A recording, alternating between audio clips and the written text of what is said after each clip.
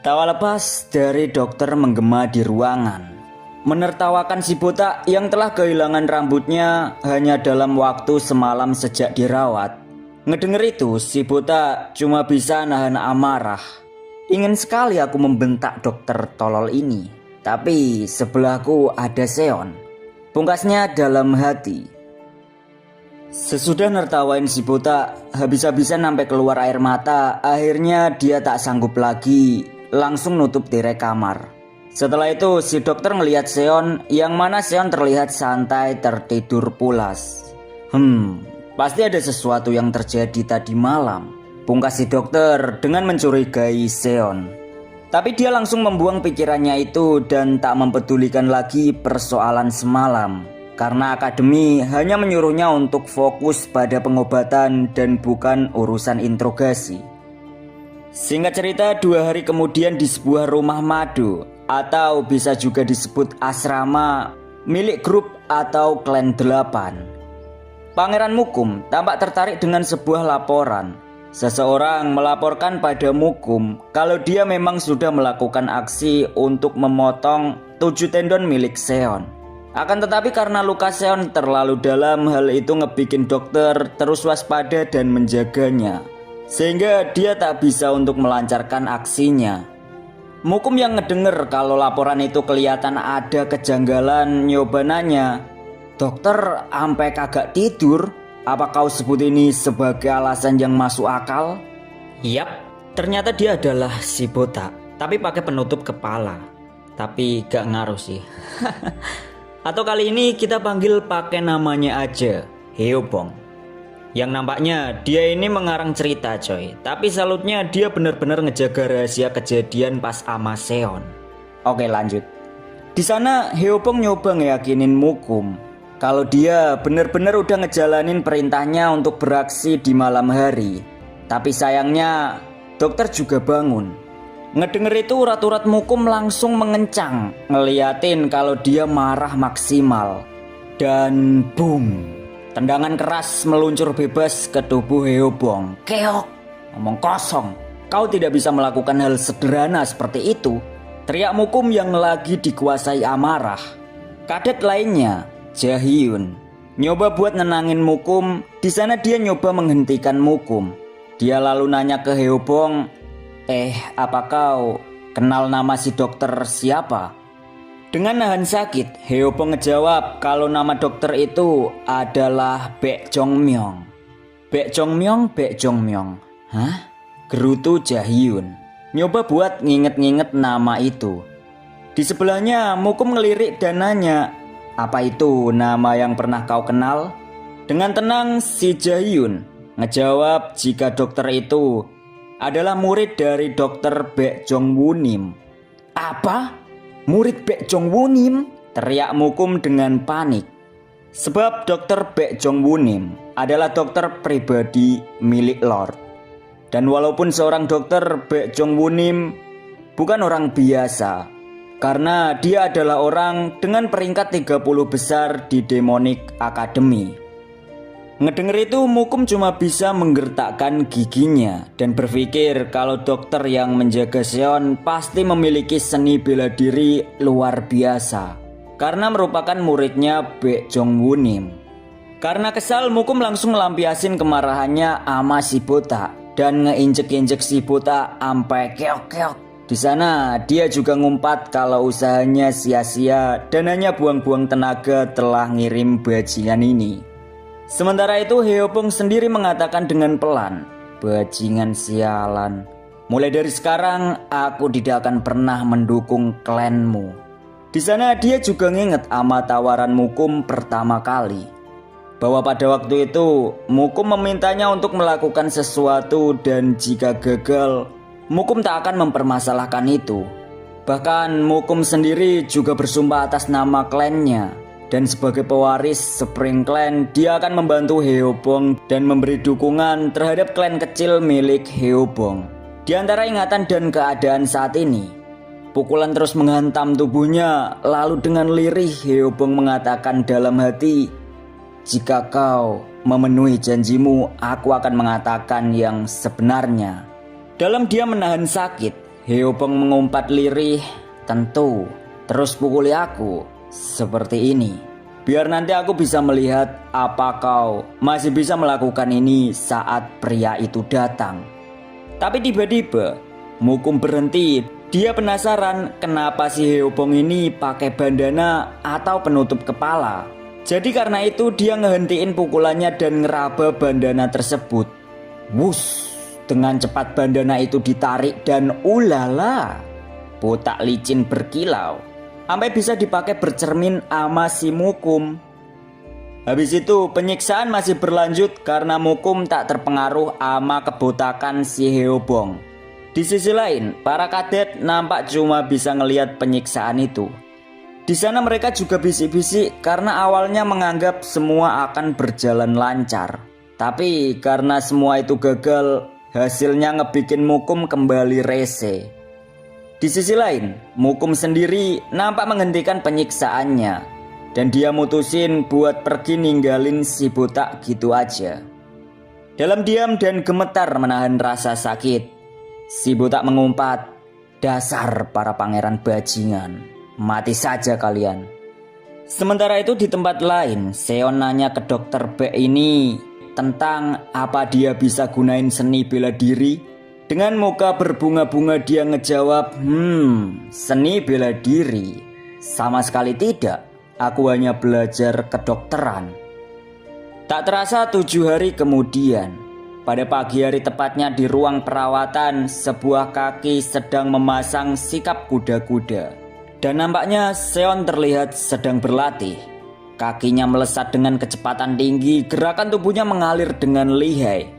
Dan di sebelahnya Seopmeng ngelihat semua gerakan Seon dengan rasa kagum. Dalam hati dia berkata, "Sudah kuduga, bocah ini jenius. Padahal aku hanya menunjukkan padanya teknik butterfly beberapa kali dan memperbaiki postur tubuhnya beberapa hari terakhir ini. Tapi dia bisa melakukan gerakan yang sangat stabil dan alami. Jika dia terus berlatih, dia tidak akan punya masalah dengan pengoperasian ekspresi selanjutnya," ungkap Seopmeng dalam hatinya. Setelah itu Seopmeng ngasih perintah jika gerakan selanjutnya adalah ekspresi. Ngedenger itu Seon langsung ngelakuin persiapan. Dalam diam dia membatin kalau sebelumnya berkat bantuan Nano memindai postur Seopmeng, dia akhirnya bisa mendapat ilmu tersebut dan bisa memperagakan dengan sempurna. Namun untuk saat ini dia memilih untuk tidak melakukannya dengan sempurna supaya tidak ada kecurigaan. Jadi dia berniat akan membuat sedikit kesalahan dalam pergerakannya. Wush, wush, wush, Seon melakukan dengan kecepatan dan pergerakan, membentuk pola yang lihai. Ngelihat itu Seopmeng menilai jika teknik bela diri grifting tersebut memiliki 2 ekspresi awal. 3 ekspresi awal menciptakan 1 ekspresi dan membentuk 8 ekspresi. Intinya pas ngelihat Seon ini, Seopmeng ngerasa kalau masih butuh banyak waktu buat ngajarin dasar-dasar gerakan kepada Seon. Dia memperkirakan 1 bulan atau bahkan 2 bulan lagi baru bisa ngasih pengajaran yang sempurna kepada Seon. Karena baginya saat ini 1 minggu terlalu singkat untuk pengajaran teknik tersebut. Lalu setelah itu Seopmeng memuji Seon karena telah menghafal sebagian teknik dengan baik. Dan Seon memberi penghormatan atas sanjungan tersebut. Beberapa saat kemudian Seopmeng ngasih kertas. Di sana Seopmeng ngejelasin kalau kertas tersebut berisi ekspresi awal dari teknik butterfly dan juga metode pengoperasian Neigong. Lantas Seopmeng melanjutkan kalau sebenarnya dia sendiri ingin mengajarinya secara langsung, tapi waktu tak memungkinkan untuk itu. Jadi Seopmeng terpaksa menyuruh Seon untuk mempelajarinya sendiri dan menguasai dasar-dasarnya. Setelah itu Seopmeng pamit dan nyuruh Seon untuk menghafal kertasnya. Lalu setelah ngedenger itu dengan hormat, Seon berjanji tidak akan ngecewain gurunya. Sebelum pergi, Seopmeng kelihatan memfokuskan tangannya ke arah pedang miliknya. Iya, benar. Dia ngeluarin Neigong untuk ngambil pedang itu. lalu membuka sarung pedangnya dan mengatakan pada Seon kalau itu adalah pedang bela diri Bridge miliknya. Kemudian dia melempar pedang itu ke arah Seon dan menyuruhnya untuk melihat pedang tersebut. Saat Seon mengamati pedang gurunya itu, dia merasa jika pedang tersebut sangat ringan, tidak seperti yang dia bayangkan. Lalu Seopmeng ngejelasin kalau pedang normal umumnya memiliki berat sekitar 1,2 sampai 1,8 kg. Akan tetapi berbeda dengan pedang miliknya yang hanya punya berat sekitar 0,9 kg. Dan ternyata alasan kenapa pedangnya ringan sebab digunakan untuk teknik butterfly. Lalu setelah ngejelasin berat pedang itu, tiba-tiba banget Seopmeng langsung nebas ujung kasur. Seon lalu langsung mengambil potongan kasur tersebut dan ngomong kalau pedang itu ternyata tak hanya ringan, tapi juga sangat tajam.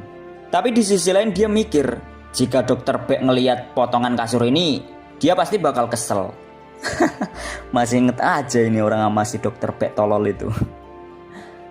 Lalu kembali pada cerita, Seopmeng kemudian ngejelasin apabila pendekar pedang berada pada jangkauan yang sempit, dia tetap akan bisa melakukan gerakan dengan lihai. Sebab pedang tersebut dikenal dengan ketajaman dan ketahanan yang kuat. Jadi tidak akan patah jika terkena benda keras apapun di tempat yang sempit. Setelah panjang lebar itu, Seopmeng lalu menyuruh Seon untuk mundur dan akan memperlihatkan sebuah teknik butterfly-nya. Sedangkan Seon langsung manggil Nano dan berkata pada Nano untuk bersiap melakukan scanning terhadap gerakan teknik butterfly milik gurunya. Beberapa saat kemudian matahari pagi mulai meninggi. Seopmeng telah keluar dari ruang perawatan. Sementara itu dari sisi lain, terlihat dua orang yang sedang mengamati Seopmeng, yang tak lain Raja Api atau Guardian Kiri dan Ketua Guardian si manusia topeng ini. Di sana mereka sedang membahas masalah Seopmeng, yang terlihat keluar masuk ke ruang perawatan menemui Seon. Ketua Guardian ini kemudian berniat akan menugaskan Seopmeng untuk kembali menjaga aula lantai 2. Dan dia tak mempermasalahkan terkait tindakan Seopmeng yang telah menemui Seon setiap harinya. Kemudian ketua Guardian itu berniat akan pergi dulu dan ninggalin Raja Api ini. Tapi ada hal yang ngebikin Raja Api ini penasaran. Dia lalu nanya, apa alasan kepedulian Anda pada pangeran ketujuh Seon? Dengan hanya melirik, dia menjawab jika itu hanya masalah keadilan. Ngedengar jawaban itu, Raja Api hanya ketawa ringan dan masih mencerna jawaban ketua Guardian tersebut. Lalu ketua Guardian langsung menghilang sembari berpesan, maka itu jangan mempertanyakan langit. Setelah ketua Guardian pergi, Raja Api ini membatin, seperti yang diharapkan, dengan julukan Raja Angin sepertinya seseorang tidak akan pernah tahu kemana dia pergi. Tapi bagaimanapun juga, apa 10 hari benar-benar membuat semuanya adil? Biasanya dia selalu bangun saat aku datang. Kenapa kali ini dia tidur? Ada apa? Dokter heran saat ngelihat Seon yang nampak tidur pulas karena masih pagi. Tapi di sana dokter juga ngelihat dan berpikir ini mungkin akan menjadi hari terakhir Seon bisa beristirahat dengan damai. Sebab nanti saat kembali bergabung dengan akademi dia akan mengalami banyak hal. Setelah mengamati itu, si dokter memutuskan untuk keluar dari ruang perawatan Seon. Sedang Seon sendiri tangannya mengencang, berurat. Nampaknya dia beristirahat karena sistem Nano sedang melakukan pengolahan data, yaitu perubahan perkembangan otot untuk stimulus ekspresi awal teknik butterfly. Saat ini proses sudah berjalan 80% penyelesaian datanya dan tersisa 1 jam untuk menyempurnakan data menjadi 100%. Singkat cerita 1 jam kemudian, masih di ruang perawatan, Dr. Baek kelihatan lagi tidur dengan elegan dan tiba-tiba petar. Gelembung ingusnya pecah, dia terkejut sampai kebangun dari tidurnya. Sebab dia mendengar suara ribut dari kamar Seon. Dan buru-burulah si dokter ini langsung menemui Seon, menanyakan tentang apa yang terjadi. Ternyata Seon muntah sampai tubuhnya gemetaran. Ngeliat itu, si dokter panik ngeliat Seon muntah dan menggigil. Lalu setelah semua muntahan itu keluar, dokter langsung menyuruhnya untuk kembali berbaring. Dia lalu memeriksa denyut nadi milik Seon dan menemukan fakta yang membuatnya ngeri. Dalam hati dia berkata, apa ini? Bagaimana seseorang yang telah berbaring sepanjang waktu memiliki denyut nadi seperti ini? Denyut nadi seperti orang yang melakukan banyak pekerjaan. Sementara itu Nano tiba-tiba muncul dan melaporkan pada Seon jika tubuhnya telah distabilkan terhadap evolusi tubuh sebelumnya. Dan ya, Seon langsung tenang tanpa merasakan apapun lagi dan kembali tidur dengan damai. Apa? Apa ini? Dia tiba-tiba sangat stabil. Aku bahkan belum pernah mendengar hal seperti ini dari guruku. Ungkap dokter pas ngelihat Seon, dia sampai pelongo-pelongo dan cuma bisa pegang kepalanya karena heran. Frustasi dengan itu, dokter memutuskan buat tak mempedulikan dan membiarkan Seon tidur kembali. Dan dia berniat untuk pergi makan. Setelah dokter tersebut pergi, Seon membuka matanya dan bangun dari tempat tidur. Dia ngerasain tubuhnya telah berevolusi dan ngerasa kekuatannya telah meluap-luap di bagian tangannya. Padahal hanya dalam 6 jam saja dia benar-benar merasakan adanya perbedaan. Bisa dikatakan kekuatan itu sebanding dengan kekuatan fisik milik gurunya. Dan karena itu dia berpikir jika gurunya pasti telah banyak melalui berbagai hal saat melatih tubuhnya sendiri. Apalagi jika gurunya tahu tentang ini, tentang dia yang berhasil mendapatkan tubuh seperti gurunya hanya dalam waktu 6 jam, gurunya pasti sangat ketakutan. Setelah ngebayangin itu, Seon lalu nginget beberapa saat sebelumnya ketika gurunya ngeliatin teknik butterfly miliknya. Kekuatan yang dikeluarkan dari teknik butterfly milik gurunya itu ngebikin Seon berdecak kagum. Karena tekanan yang dikeluarkan dari serangan itu hanya menggunakan ekspresi awal tanpa neigong. Dia sendiri sampai panik dan mastiin ke Nano buat tidak lupa untuk mengcopy apa yang dia lihat itu. Lalu setelah Seopmeng selesai memperagakan teknik butterfly tersebut, Seopmeng sendiri sebenarnya kurang puas untuk memberi pengajaran. Tapi mau bagaimana lagi, hari ini menjadi akhir dari pengajarannya.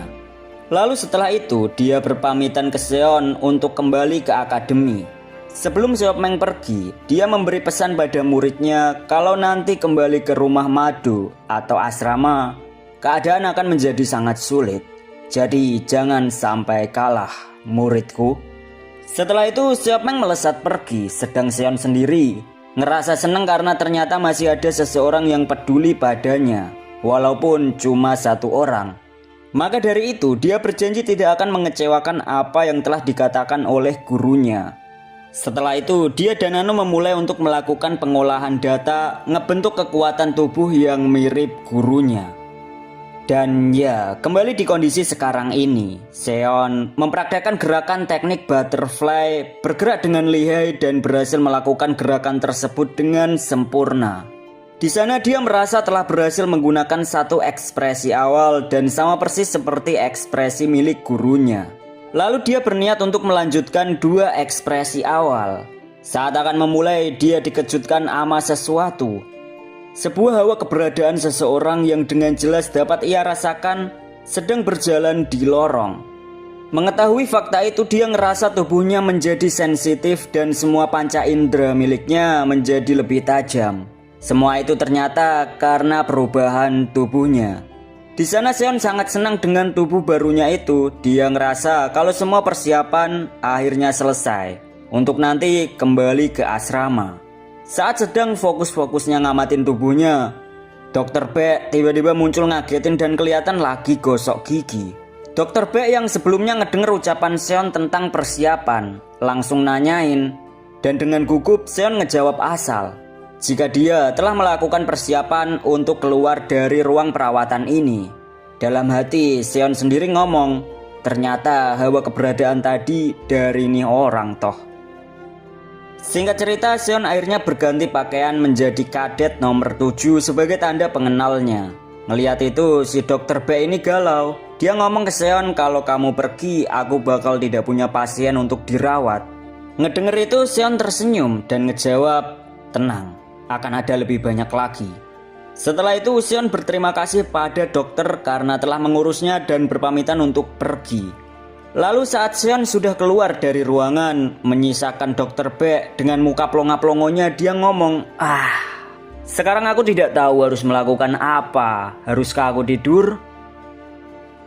Sementara itu di luar ruangan, Seon masih berdiri di sana dan belum ada keinginan untuk langsung ke asrama. Dia meraba pintu berkata dalam hati, jika dokter tidak pura-pura tahu tentang keberadaan Seopmeng yang ngajarin bela diri padaku, mungkin saja akan terasa tidak nyaman nantinya. Maka dari itu, aku tidak akan pernah melupakan perhatian dokter padaku. Terkait pasien yang sangat kamu inginkan, aku pasti akan mengirimnya padamu. Ungkap Seon bertekad akan memberikan pasien untuk dokter Baek. Sedang di tempat lain, ada dua orang yang merinding rasa kalau dirinya akan jadi sasaran. Oh iya, ada si buta juga yang kelihatan bingung ngelihat dua orang itu. Singkat cerita, pada sore hari, tepatnya di lapangan Demonic Academy, para kadet sedang bersiap akan berlatih. Beberapa orang bisik-bisik membicarakan pewaris klan lain yang telah dirawat selama 2 minggu. Sementara itu, di sisi lain, Mukum terkekeh, wajahnya penuh kepuasan dan dia berkata, "Kau akhirnya di sini, darah campuran." Kedatangan Seon langsung disambut instruktur dan menanyakan kabarnya. Lantas Seon menjawab jika dia sudah sembuh total. Setelah itu instruktur menanyakan apakah kau sudah ingat posisi formasi yang beberapa hari lalu telah kujelaskan secara teorinya. Di sana Seon mengiyakan. Setelah itu instruktur memberikan senjata untuk digunakan dalam latihan sore ini. Singkatnya, Seon langsung menuju ke barisan grupnya dan berpapasan dengan Mukum. Dengan sinis, Mukum menanyakan, "Apa kau datang sekarang karena takut?" "Dasar kotor," ungkap Mukum. Tapi Seon tak merespon sama sekali tentang perkataan itu. Hal itu ngebikin Mukum seketika langsung naik darah. Emosinya tersulut dengan cepat dan dia katakan bajingan ini mengabaikanku. Sementara dalam diamnya Seon berkata dalam hati, "Jangan terlalu bersemangat, Mukum. Sebentar lagi aku akan menunjukkannya kepadamu." Tak lama kemudian, instruktur memberi arahan bahwa saat ini pelatihan akan menggunakan pedang sungguhan dan setiap orang harus bisa menjaga jarak dengan benar. Jika sampai ada kecelakaan yang sama seperti sebelumnya, instruktur tidak akan segan untuk mengeluarkan dari akademi dengan kekuasaannya sebagai pemimpin. Setelah memberi arahan itu, semua orang bersamaan menjawab madu. Tak lama kemudian, bendera merah diangkat, tanda pelatihan dimulai. Semua orang langsung bergegas membentuk formasi. Instruktur mengamati Mukum yang terlihat sangat handal dalam mengontrol rekan satu timnya. Tapi si instruktur sedikit mencemaskan Seon karena belum pernah melakukan latihan semacam ini. Di sana dia memikirkan kalau sebelumnya memang sengaja menempatkan Seon di posisi dengan gerakan paling sedikit. Saat instruktur mengamati Seon, dia sedikit terkejut. Karena Seon ini melakukannya dengan lebih baik dari yang dia kira, tanpa kebingungan sama sekali. Bahkan si instruktur ampe muji Seon, "Nih orang, apa dia memang secerdas itu?" Kembali pada latihan, posisi dan postur barisan terlihat masih sesuai dengan perintah. Dan hal itu membuat instruktur lega karena semua berjalan dengan lancar untuk formasi pertama. 15 menit kemudian, kondisi sedikit kacau, beberapa orang terlihat gemetaran, kaki mereka juga tak sanggup lagi untuk berdiri menahan formasi. Ngelihat itu, si instruktur heran karena orang-orang itu telah berlatih dari awal sampai sekarang. Tapi mereka masih terlihat rapuh oleh keadaan. Dan sebenarnya yang dia herankan adalah bagaimana bisa Seon baik-baik saja. Dia tidak bergeming sama sekali. Apa dia benar-benar pria yang berbaring di ruang perawatan sepanjang waktu? Ungkap instruktur penuh tanda tanya. Tapi tak lama kemudian dia langsung mengangkat bendera kuning tanda perubahan formasi. Mukum terlihat langsung memberi perintah sama anggotanya untuk bergerak sesuai formasinya. Semua orang langsung mengikuti perintah, bergerak sesuai perintah yang disuruh. Di antara itu, Seon terlihat masih begitu bugar, berbeda dengan orang-orang lain yang staminanya sudah sangat terkuras. Melihat itu dengan muka sangat kesal, Mukum mengumpat, "Sial, bajingan itu kenapa dia tidak membuat kesalahan sama sekali? Dasar darah campuran rendahan. Apa menurutmu aku hanya akan melihatmu berhasil?" Dengan begitu Mukum memanggil Jaehyun. Jaehyun yang menyadari itu langsung bersiap untuk menerima perintah Mukum. Di sana Mukum memberi arahan supaya Jaehyun melakukan rencana untuk nanti bertindak saat formasi ketiga, sesuai yang telah dibicarakan sebelumnya. Dan di sana Jaehyun langsung tersenyum menandakan kalau dirinya setuju akan itu. Hingga tak lama kemudian setelah beberapa saat akhirnya formasi diganti. Semua orang langsung menyusun perisai sesuai bentuk formasi ketiga. Seon yang melihat itu sangat memahami betul formasi tersebut, karena sebelumnya Nano telah mengirimkan video simulasi kepadanya. Setelah itu semua orang langsung mengeluarkan pedang di antara celah perisai. Dalam pergerakan itu Seon menyadari sesuatu. Dia melirik ke arah belakang dan nampak jika Jaehyun tersenyum ngerasa rencananya akan berjalan lancar. Sebab saat ini dia telah melihat pantat Seon sepenuhnya. Lalu tanpa banyak perhitungan Jaehyun segera melancarkan aksinya mengincar pantat Seon. Dan ya, dia langsung menendang pantat tersebut dengan sekuat tenaga. Dengan pandangan tajam, Seon meliriknya penuh tatapan dingin. Ngebuat Jaehyun terkejut karena aksinya telah disadari. Awalnya Jaehyun berniat menggunakan sedikit naegongnya, tapi karena telah disadari, dia memutuskan untuk memakai semua naegongnya. Dengan begitu, dia melancarkan tendangan penuh.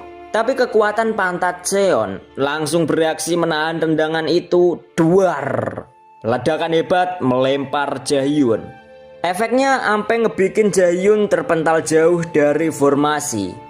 Sontak, Mukum yang merupakan dalang di balik penyerangan itu terkejut karena ngelihat anak buahnya terlempar. Jaehyun sendiri terlihat nampak terkapar. Dalam hati dia ngomong, "Aku terlempar, sialan. Naegong bajingan itu ternyata jauh lebih kuat dariku." Tak lama kemudian sebuah bayangan menutupi mukanya. Jaehyun langsung melihat dan itu adalah instruktur. Di sana instruktur mengatakan, "Kau lagi." Ngedenger itu Jaehyun nyoba berdiri dan berniat menjelaskan sesuatu. Tapi saat akan berdiri tiba-tiba krak, pergelangan kakinya berbunyi keras. Dia sempat tak percaya karena pergelangan kaki yang dipakai buat nendang Seon sebelumnya mengalami cedera serius. Dia sampai bingung dengan kondisinya sekarang dan cuma bisa ngeliatin Seon dari kejauhan. Sedangkan Seon meliriknya dengan senyum tengil. Senyuman itu ngebikin Jaehyun naik darah. Dia emosi maksimal, menggemertakkan giginya dan mengumpat, "Dasar darah campuran, beraninya dia menertawakanku." Tapi emosinya seketika berubah menjadi rasa takut karena instrukturnya terlihat marah. Instruktur lalu mengatakan, "Kau ternyata tidak sadar ya bajingan." Puk! Pukulan mendarat di perut Jaehyun. Setelah itu instruktur lalu ngomong, "Kau adalah orang yang sebelumnya menusuk nomor 23, si botak Heobong, di bagian belakang terakhir kali ini kan? Maka dari itu aku akan memberikanmu hukuman selama 4 hari untuk pelatihan neraka denganku." Ngedenger itu Jaehyun nyoba buat nyela omongan instruktur. Hal itu ngebikin instruktur makin marah dan mengatakan, "Berani sekali si bodoh ini masih akan membuat alasan." Madu, jawab Jaehyun dengan panik. Sementara di sisi lain, orang-orang yang ngedenger Jaehyun dihukum, mereka kelihatan bahagia karena emang sebelumnya si Jaehyun merasa sangat berkuasa hanya karena melayani Mukum. Sedangkan di depan, Mukum yang ngedenger bisik-bisik itu tubuhnya gemetar menahan amarah. Giginya bergemertak karena merasa dipermalukan. Dalam emosi maksimal itu, Mukum langsung menyebut nama Seon, mengisyaratkan kalau dia akan balas semua perlakuan memalukan ini.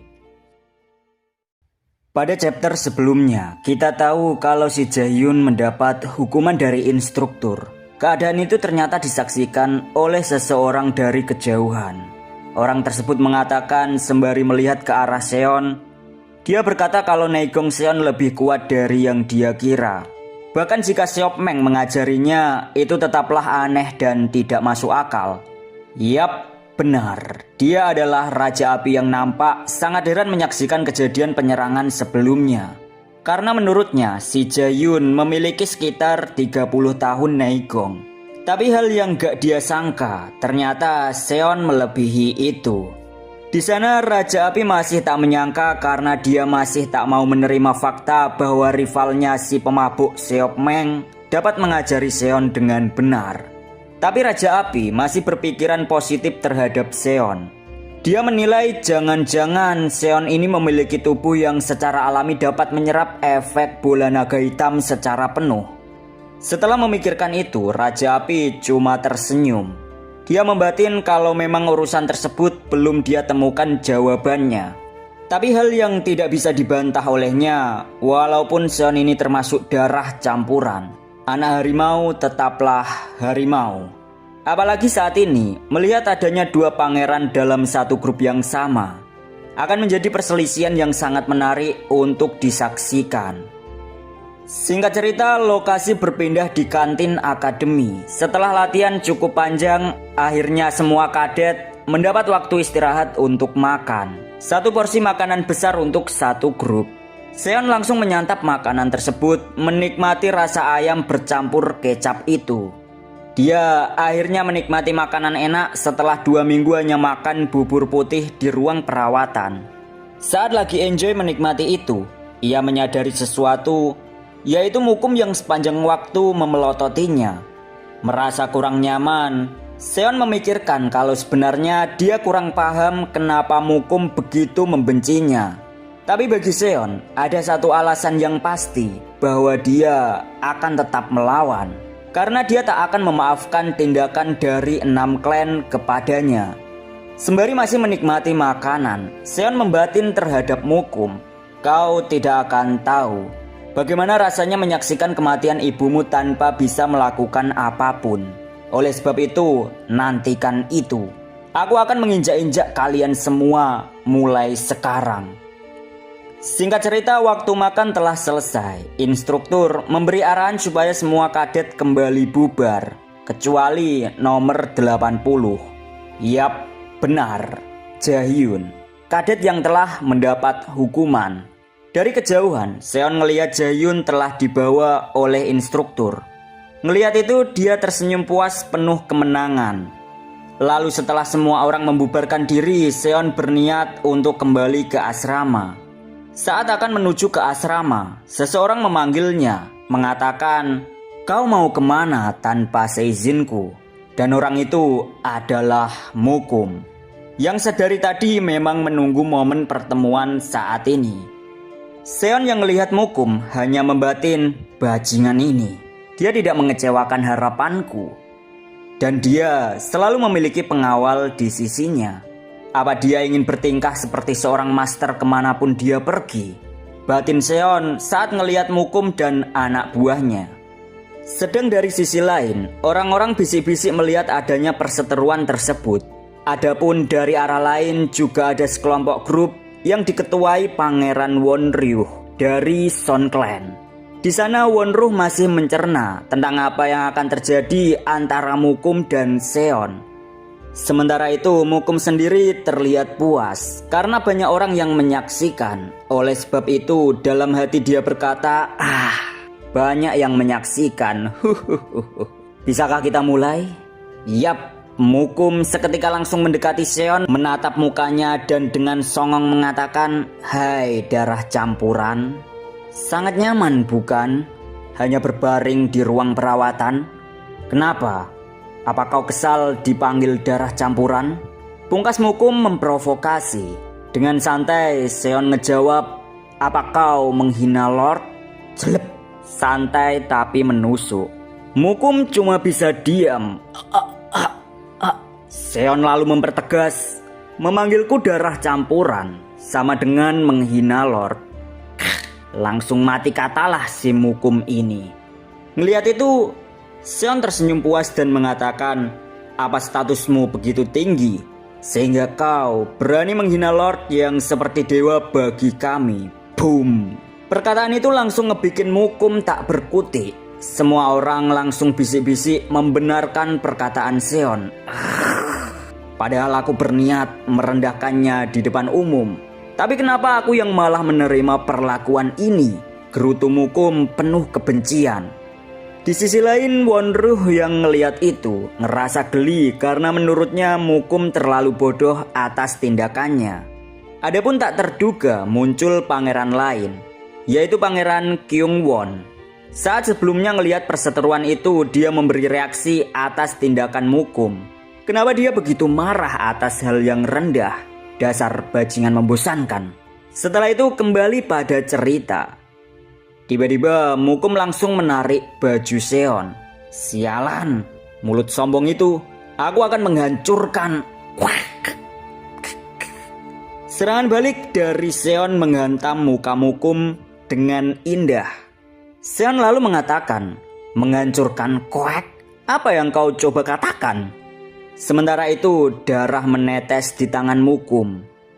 Darah campuran ini berani sekali memukulku. Seketika Mukum melesat melancarkan serangan balik. Menyadari itu Seon langsung menghindari serangannya. Bajingan ini, gerutu Mukum atas gagalnya serangan. Sedang Seon langsung meluncur pergi menuju atap. Ngelihat itu orang-orang berpikir apa dia sedang melarikan diri. Tapi hal yang tak disangka, mereka heran karena Seon dapat melakukan lompatan pelarian itu tanpa kesusahan sama sekali. Dalam kondisi tersebut, Mukum menegur bawahannya yang ngelamun dan menyuruh mereka untuk mengejar Seon. Sementara dirinya yang masih merasakan rasa sakit di bagian hidungnya. Dalam kebenciannya, Mukum mengatakan, "Dia berani memukulku dan kabur. Jika aku membiarkannya begitu saja, aku tidak akan dianggap sebagai manusia." Sus, sus, sus, tak, tak, tak, tak. Kecepatan lari Seon membelah belantara hutan. Para bawahan Mukum mengejar sampai tak sanggup untuk mengimbanginya. Mereka heran, penuh keringat, dan tak menyangka jika Seon bisa berlari secepat itu. Sampai mereka ragu untuk bisa mengejarnya lagi. Tapi tiba-tiba Mukum sudah berada di sisinya, mengatakan pada bawahannya, "Dasar kau sangat lambat bodoh. Awas, aku akan pergi sendiri. Seon, aku akan menangkapmu dan menghancurkan wajahmu serta tulang belulang yang ada di tubuhmu," ungkap Mukum dengan muka tengilnya. Tak terasa pengejaran masih berlanjut, ranting demi ranting dilompati. Sampai kemudian Seon berhenti. Dari belakang Mukum nampak telah menyusul. Dia mengatakan, "Hai kau bajingan, apa kau sudah selesai melarikan diri?" "Melarikan diri?" pungkas Seon dengan sorot tatapan tajam menanyakan balik. Lelucon yang bagus, imbuhnya sembari Seon melakukan kuda-kuda. Apa? Mata Mukum melebar karena melihat Seon yang dengan cepat melakukan serangan. Sembari menyerang, Seon mengatakan tak ada alasan untuk menunjukkan kepada yang lain. Dan bang! Hantaman indah dilancarkan Seon tepat di muka Mukum. Setelah sebelumnya Seon melayangkan serangan, Mukum dengan refleks langsung menahan dengan kedua tangannya. Tapi serangan dari Seon begitu kuat ngehantam Mukum sampai terdorong ke belakang. Menyadari itu, Mukum terheran-heran sama kekuatan Seon. Dia sampai membatin, "Padahal aku mempertahankan serangan menggunakan aerodinamik bintang 7. Tapi bagaimana bisa aku masih terdorong mundur? Apa bajingan ini aerodinamiknya lebih kuat? Kau, bagaimana kau tahu tentang seni bela diri?" pungkas Mukum bertanya heran kepada Seon. Di sana Mukum masih memikirkan dengan penuh kemarahan dan rasa penasaran. Dia berkata, gerakan tanpa beban miliknya cukup cepat. Dia sama sekali tidak memiliki naigong pada tes pertama. Apa yang terjadi? Di sisi lain, Seon cuma tersenyum mengamati ekspresi Mukum. Dia juga berkata, "Bagus." Dia menjadi bingung seperti yang aku harapkan. Dan aku akan melanjutkan momentum ini. Bersamaan dia dengan cepat langsung memberi serangan kepada Mukum. Mukum sendiri terkejut dengan serangan dadakan itu.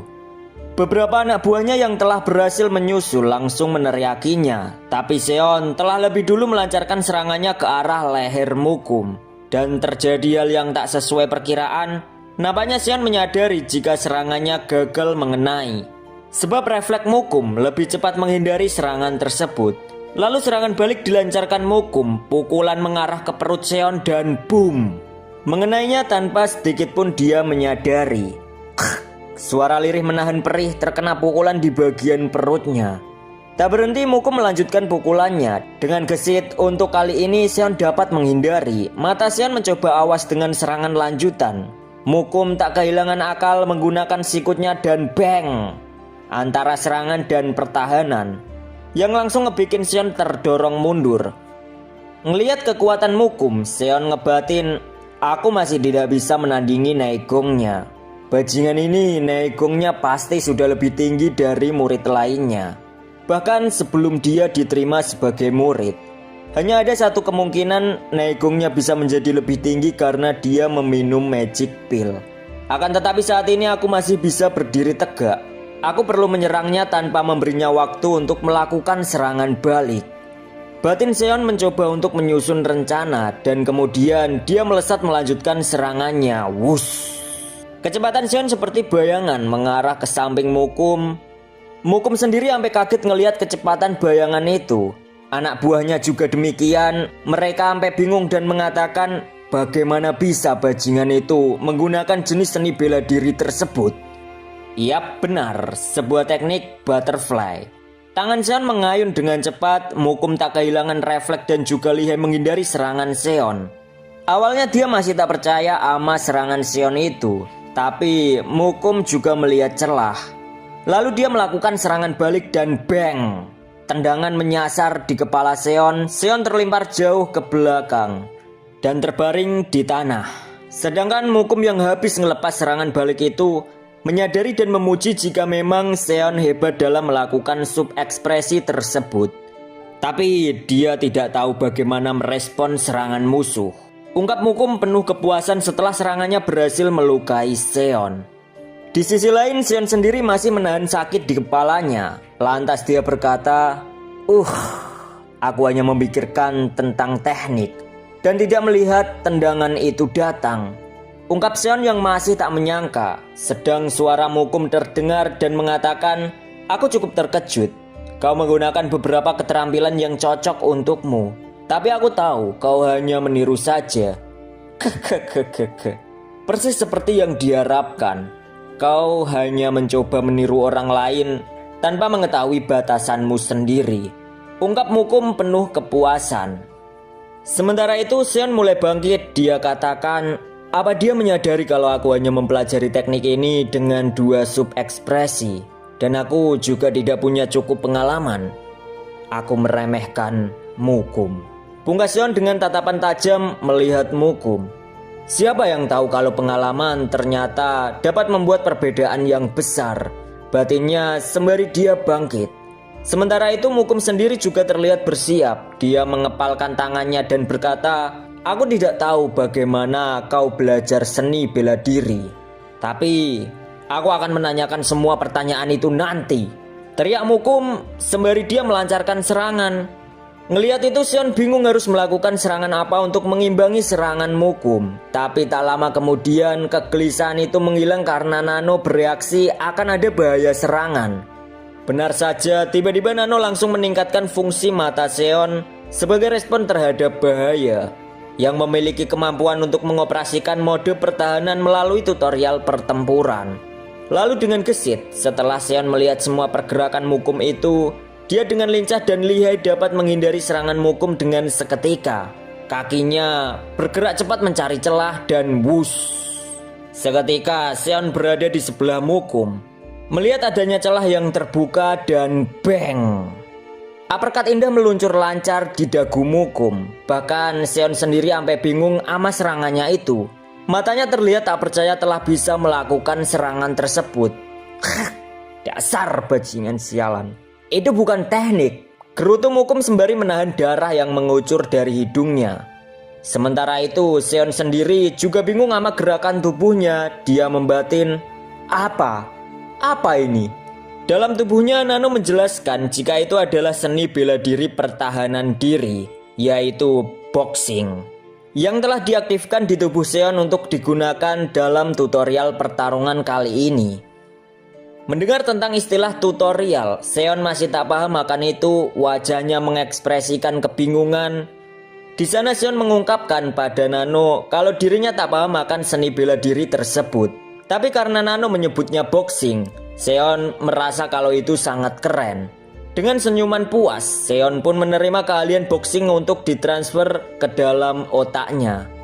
Sementara itu, Mukum masih tak menduga. Dia mengira kalau Seon masih punya kartu as di lengannya. Tapi Mukum sendiri juga masih percaya diri kalau itu masih belum cukup untuk bisa mengalahkan dirinya. Setelah itu Mukum kembali menyerang. Segala serangan Mukum dapat terbaca dengan jelas di mata Seon. Melihat itu Seon merasa sangat dimudahkan karena mengetahui di arah mana Mukum akan menyerang. Hasilnya, segala serangan Mukum dapat dihindari dengan sangat mudah. Wush, wush, wush, wush. Bajingan ini menghindari semua pukulanku. Gerutu Mukum wajahnya mengekspresikan ketidakpercayaan dan bang. Serangan balik dari Seon meluncur indah. Bang, bang, bang, bang, bang, bang, bang. Bertubi-tubi pukulan mengenai Mukum tanpa perlawanan dan tanpa bisa menghindar. Sus. Ingatan Mukum merasuk ke dalam dirinya. Dia menangis. Seorang wanita juga nampak tersenyum melihatnya menangis. Dan sing. Suara-suara masa lalunya menggema, mengatakan, Mukum, jika kamu melakukan yang terbaik, jika kamu melakukannya dengan baik, maka Lord, tidak, maka ayahmu akan meninggalkan perempuan jalang itu dan kembali padaku. Kamu harus memenangkan segalanya, oke? Baik, ibu. Tapi yang terjadi sebaliknya. Ibu Mukum marah, menangis dan berkata, kau tak bisa melakukannya dengan benar. Kau terlalu buruk dalam segala hal. Jika saja wanita jalang kotor itu tidak muncul. Oh tidak, itu bukan salahku. Itu semua karena kau tidak dapat melakukan apapun dengan benar.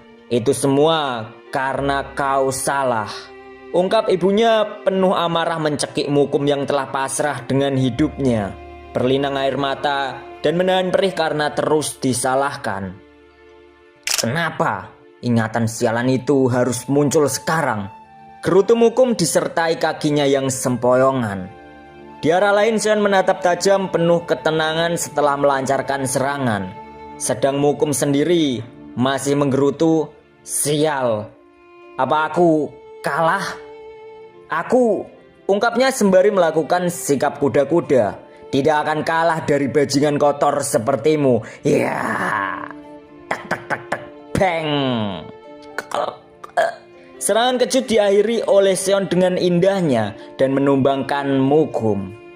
Suara desir angin di tengah hutan belantara menutup pertarungan tersebut. Seon akhirnya benar-benar telah mengalahkan Mukum. Tapi dalam kondisi kekalahannya itu, Mukum masih bisa mengatakan pada Seon, di sana dia berkata, karena bajingan kotor sepertimu, kau membawa semua ini pada dirimu sendiri. Tak lama setelah pertarungan Seon dan Mukum, di sisi lain para bawahan Mukum nampak masih tak menyangka. Mereka berkata, tidak mungkin, dia benar-benar mengalahkan Mukum yang bahkan tidak bisa kita kalahkan bersama. Rasa ketidakpercayaan itu masih menyelimuti. Salah satu dari mereka mengatakan, kalau informasi beredar membicarakan jika 10 hari lalu Seon kagak punya Naegong. Tapi semua itu terbantah oleh fakta saat ini, dan mereka berdua tak tahu lagi harus berbuat apa. Dari kejauhan, Seon menatap mereka berdua mengatakan, apa kalian ingin mencobanya juga? Seketika, tanpa mengatakan apapun, mereka langsung menggelengkan kepala, dan Seon sendiri langsung menyuruh mereka untuk pergi membawa Mukum. Langsung sajalah kedua orang ini menolong Mukum dengan penuh perhatian. Seon yang melihat itu merasa iri. Dia lantas berpikir, Jika aku memiliki lebih banyak otoritas selain kekuatan, apa mereka akan mematuhiku seperti halnya yang dilakukan terhadap Mukum? Di sisi lain, Mukum tiba-tiba memberontak. Dia menolak bantuan anak buahnya dan berteriak, "Awas, aku akan berjalan sendiri." Sembari bangkit berdiri, dia berkata pada Seon, "Dasar bodoh, kenapa kau tidak menghabisiku?" Ngedenger itu, Seon dengan santai ngejawab, "Jika saja tes kedua bukanlah misi kelompok, sudah pasti aku akan menghancurkan kepalamu. Dan aku benar-benar akan melakukannya jika kau terus mencoba mengganggu hidupku." Ngedenger itu, Mukum langsung tersulut emosinya, mengatakan, "Kalau begitu lakukan, bajingan." Dengan sinis Seon ngejawab, "Hahaha, kau bahkan tidak bisa bangun sendiri, dan kau mengatakan hal yang tidak masuk akal seperti itu." Wush, seketika Seon melesat pergi dan berkata, "Teruslah mengoceh seperti itu." Dan Mukum dengan masih menahan rasa sakit sembari melihat kepergian Seon, dia cuma bisa mengumpat, "Bajingan itu benar-benar." Singkat cerita, di antara malam terlihat cahaya bulan bersinar terang, hutan belantara mengisyaratkan kesunyian, dan Seon masih berlari menyibak ranting-ranting pohon. Dalam perjalanannya itu, dia membatin, "Itu berbahaya. Jika bukan karena Nano, aku akan kalah. Aku memang belajar seni bela diri lebih cepat dari siapapun, tapi aku tidak bisa begitu saja mengabaikan pengalaman. Aku tidak akan bisa menjadi seperti guru hanya karena aku menguasai teknik butterfly miliknya. Jika aku ingin mencapai status lebih tinggi, aku perlu Neigong dan pengalaman. Tapi keenam klan tidak akan membiarkanku begitu saja," ungkap Seon sembari masih dalam perjalanannya melewati pepohonan-pepohonan rindang. Sampai kemudian ia berhenti di pinggiran sungai. Dalam hati dia membuat rencana. Pertama, aku perlu belajar tentang bagaimana menggunakan apa yang aku bisa sekarang ini. Lalu sembari melihat sosoknya di aliran sungai, dia lalu memanggil Nano dan bertanya, "Seberapa banyak fungsimu yang telah aku gunakan sejauh ini?" Dengan cepat Nano memeriksa catatan dan melaporkan jika sejauh ini hanya 3% dari semua fungsi nanomasin yang telah digunakan. Bang! Langsung pelongo-pelongolah si Seon ini, karena dia tidak mengerti maksud dari 3%. Dan yap, Nano langsung menyederhanakan dengan berkata 3:100. "Wah, cuma sebanyak itu yang kugunakan," teriak Seon yang tak menyangka jika dia baru sepetil menggunakan fungsi nanomasin miliknya. Dia lalu memikirkan kalau baru sedikit itu yang digunakannya, berarti masih ada lebih banyak fungsi yang dapat dimanfaatkan. Lalu setelah itu dia menyuruh Nano untuk menjabarkan secara detail tentang semua fungsi yang dapat dilakukan. Pertama, Nano menawarkan fungsi manual nanomasin generasi ke-7 untuk ditransfer ke dalam otak Seon. Kedua, Nano menawarkan sebuah bahasa tambahan, yaitu bahasa Inggris yang akan ditransfer. Bahasa ini akan berguna untuk membantu pemahaman tentang fungsi manual. Sebelum bahasa itu ditransfer, Seon menggerutu pada Nano, "Itu kan bahasa aneh yang terkadang kau gunakan untuk berbicara, bukan?" "Yap, benar." Setelah itu Seon menerima kedua tawaran tersebut untuk ditransfer ke dalam otaknya, yaitu manual nanomasin generasi ke-7 dan bahasa Inggris. Ceret. Seketika langsung kesetrumlah si Seon ini setelah ngedapetin data tersebut. Habis itu dia langsung sempoyongan, kepalanya pusing, tapi dia telah berhasil mendapat informasi begitu banyak di otaknya. Lalu selepas mendapat dasar untuk memahami, Seon langsung menggunakannya dengan melakukan pencarian fungsi. Dan bang! Semua informasi dengan cepat langsung muncul di depan penglihatannya. "Apa? Ini semua bisa aku lakukan?" ungkapnya masih tak menyangka akan hal tersebut. Lalu matanya fokus pada satu fungsi, yaitu terkait pertempuran berulang dalam augmented reality. Nampaknya dia sangat tertarik akan itu. Dia mengatakan, "Jika seperti ini, aku dapat membangun semua pengalaman yang aku butuhkan." Lalu setelah memahami itu, Seon meminta kepada Nano untuk membuat simulasi mengenai pertarungannya sebelumnya dengan Mukum dengan memakai avatar simulasi. Lalu setelah itu Seon melesat pergi dan berniat akan mencobanya di tempat yang cukup luas untuk bisa bertarung. Awalnya di sana Seon masih ragu, dia bahkan sampai khawatir apakah ini akan baik-baik saja. Tapi di depannya dia masih tak melihat siapapun. Sampai kemudian karena keluhan itu, Nano langsung mengaktifkan avatar simulasi dan mulai terbentuklah sebuah wujud. Ngelihat wujud itu, Seon masih tak menyangka, dia terkejut karena bentuknya sama persis dan hanya dia seorang yang bisa melihatnya. Boom! Sebuah avatar Mukum. Lalu Nano menyuruh Seon untuk melakukan pengaturan simulasi, yaitu terkait kekuatan avatar. Dan tanpa basa-basi lagi, Seon menyetel kekuatan avatar Mukum 100%. Sama persis seperti kekuatan aslinya.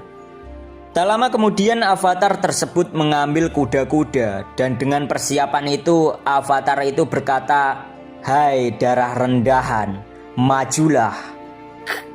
Kenapa kebodohan itu menjadi bagian dari simulasi juga? Ungkap Seon dengan sangat kesal. Karena kekesalan dihina avatar Mukum itu, di sini dia berniat akan menghancurkan kepala avatar Mukum tersebut. Karena sebelumnya dia tidak bisa menghancurkan kepala Mukum secara langsung, jadi dia akan melampiaskan kepada avatarnya. Di sisi lain avatar itu melesat lebih dulu untuk menyerang, menggunakan teknik yang sama persis seperti aslinya. Melihat itu, Seon sendiri juga terkejut karena serangan yang sama itu. Dengan gesit, dia langsung menghindarinya dan melancarkan serangan balik. Sementara si avatar cuma tersenyum dan berkata, "Apa menurutmu serangan ceroboh semacam itu akan berhasil?" Dan bang! Pukulan avatar mendarat tepat di perut Seon. Seon terlempar jauh ke belakang dan ia juga merasakan sakit karena pukulan avatar tersebut. Merasa heran dia bertanya pada Nano, dan si Nano ngejawab kalau dirinya memberikan jumlah rasa sakit yang sama yang dapat dirasakan sesuai informasi yang didapat sebelumnya. Ngedenger itu muka Seon memerah, memperlihatkan dirinya marah karena tak diberitahu dari awal jika simulasi avatar dapat melukainya. Tapi dari kejauhan avatar tersebut emang karakternya persis kayak Mukum. Dia sempat-sempatnya nantang Seon dan memprovokasi dengan berkata, "Hei bajingan rendahan, majulah." Ngedenger itu Seon langsung muak. "Sial, avatar!" teriaknya sembari maju menyerang. Pertarungan simulasi tersebut terus berlanjut. Malam semakin memanjang dan keributan mengusir burung-burung untuk berpindah tempat. Hingga tak terasa keheningan mulai menyeruak, desir angin yang sunyi dan pemandangan langit beserta bintang dan bulannya. Yap, Seon telah selesai dalam pertarungan simulasi dan dia terkapar kelelahan. Dia lalu menanyakan jam berapa kepada Nano dan Nano ngejawab jika saat ini rentang waktu antara jam 9 sampai 11 malam. Sial, umpat Seon sembari bangkit berdiri. Dia lalu melanjutkan dengan berkata, "Aku melawan avatar itu 15 kali, tapi hanya memenangkan ronde terakhirnya saja. Avatar tingkat ini, sial, dia begitu kuat. Tapi jika saja aku bertarung dengan Mukum dengan benar, tanpa dibantu Nano dengan boxing, aku bahkan mungkin tidak bisa mendekati kepalanya dan dengan mudah dikalahkan di tempat." Saat Seon masih dalam renungannya itu, Nano tiba-tiba menginformasikan bahwa skill akan meningkat sesuai pengalaman. Di samping itu, saat terus berlatih gerakan dan frekuensi dari teknik butterfly akan meningkat. Tapi yang masih Seon kesalkan adalah bahwa fakta tentang dia yang masih kalah dari avatar yang hanya menggunakan 3 formasi yang sama dan beberapa gerakan dasar yang sama berulang kali. Damn, tangannya mengepal, tekadnya membulat. Senyum Seon melebar, tatapannya tajam dan dia berkata, "Tunggu saja. Dalam 7 hari, avatar Mukum tidak akan ada apa-apanya bagiku." Singkat cerita, lokasi berpindah di asrama. Seon nampaknya telah kembali. Langsung saja dia berkata, "Yang mana tempat tidurku?" Bang! Suasana langsung mendingin, semua mata tertuju ke sumber suara, dan ada rasa ketakutan di antara para kadet ketika ngelihat kehadiran Seon. Seon sendiri membatin, aku baru saja mengalahkan pangeran mereka, tapi mereka langsung memberi jalan untukku. Ungkap Seon yang masih heran dengan itu. Tapi tiba-tiba seseorang muncul mengejutkannya dan memanggilnya pangeran. Dia dengan cepat menunjukkan sikap baik dan memberitahu tempat tidur Seon. Dari kejauhan orang-orang melihat sikapnya yang tiba-tiba berubah. Mereka bisik-bisik mempertanyakan sikap baiknya itu kepada Seon. Bahkan Seon sendiri sampai bingung. Nih orang kenapa tiba-tiba sikapnya berubah dan berbeda dari sebelumnya. Ngedenger itu, yap, dengan menahan malu dia belak-belakan mengatakan, aku telah ditinggalkan oleh Mukum, jadi tidak ada harapan apapun lagi.